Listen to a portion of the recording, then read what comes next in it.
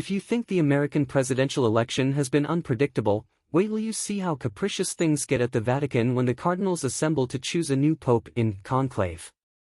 Adapted from the Robert Harris novel by Edward Berger, who assumes a very different challenge after All Quiet on the Western Front, this thinking man's thriller unfolds like a murder mystery behind the locked doors of the Domus Sancti Marthi, where the College of Cardinals is cloistered, except no one suspects foul play in the previous pontiff's death.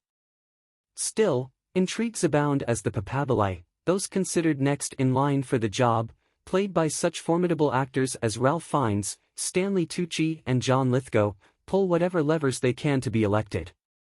But Conclave obviously concurs with Plato's adage, only those who do not seek power are qualified to hold it, featuring a host of candidates who seem positively British in their self-effacing humility, side by side with others ambitious enough to sabotage their rivals. Just when you think you've got it figured out, Conclave lobs one of the most satisfying twists in years. A Hail Mary that both surprises and restores one's faith, maybe not everyone's, but certainly that of the disillusioned. As a rule, movies about living popes, like those made by Gianfranco Rosi, Wim Wenders, and Yevgeny Afanevsky about Pope Francis in recent years, are intended for devout believers, while movies about the papacy's transition of power appeal far more broadly, especially to those looking to see their suspicions reinforced about the pettiness and corruption of the Curia.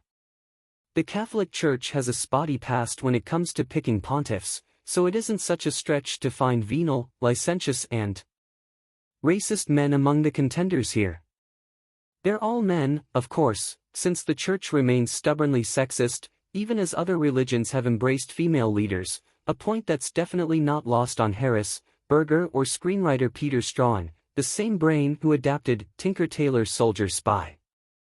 Conclave addresses that imbalance by casting Isabella Rossellini as the all-seeing Sister Agnes, who bites her tongue for almost 2 hours, but also knows when to open her mouth. The unenviable task of trying to corral these strong-willed men for the all-important vote falls to Fiennes' character, Cardinal Lawrence, who reluctantly serves as dean of the process, relieved to know he will soon be reassigned far from the Holy See.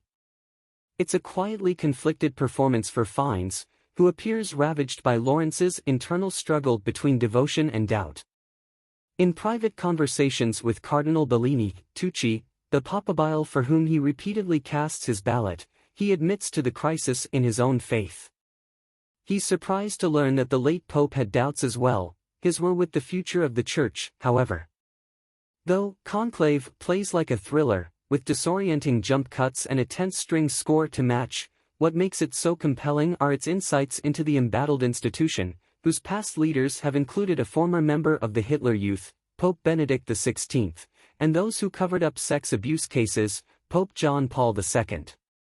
Strahan's script acknowledges as much, and while it's not as philosophically satisfying as the imagined conversation of the two popes a few years back, it does articulate, in no fewer than 4 languages, including Latin, how the Church must evolve in order to remain relevant to a fast-evolving world, allowing Benitez, Carlos Diaz, a soft-spoken cardinal from Kabul, of all places, to enlighten the others. Conclave is one of those rare films that respects the audience's attention, even as it sneaks a few tricks behind their backs, like the way one candidate climbs with each passing vote. But where does that character's support come from? In any case, we're more focused on the war of words between the liberal and conservative factions of the Church, during which Lawrence wrestles with his conscience. A few of his peers cast their votes for Lawrence, who insists he's unworthy. Still, he encourages the cardinals to select someone who sins and asks for forgiveness, over the charlatan who claims to be pure. Berger is clearly fascinated by the pomp and protocol of the actual vote-taking, which occurs in the Sistine Chapel, or a convincing replica thereof, built on the stages of Cinecittà. The Helmer meticulously depicts how ballots are filled out, folded and ceremoniously deposited into a large silver urn, then counted, bound and burned. The public, never seen, gather beyond the walls, studying the chimney above the Sistine Chapel. Black smoke means the cardinals have not reached a majority. When the smoke turns white, however, the new pontiff has been chosen. During this fictional conclave, the cardinals find themselves staring out the Vatican windows and seeing smoke in the city around them, an alarming twist on the solemn process. Terrorists are setting car bombs in the piazza outside, which underscores the stakes of the cardinal's choice. Berger may be German, but he almost certainly considered what Conclave has to say about American politics in this moment.